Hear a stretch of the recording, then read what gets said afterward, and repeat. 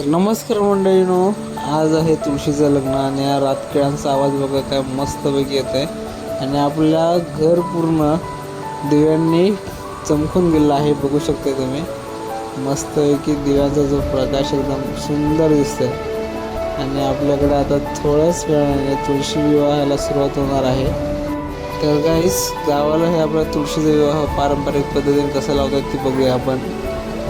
आणि जे आपले मुंबईला चाकरमाने आहेत ज्यांना जॉबवरती सुट्टी नाही त्यामुळे यायला भेटलं नाही तर त्यांच्यासाठी खास हा व्हिडिओ बघा मंडळीनो. आपल्या गावचं पारंपरिक पद्धतीने लागलेलं तुळशीचं लग्न.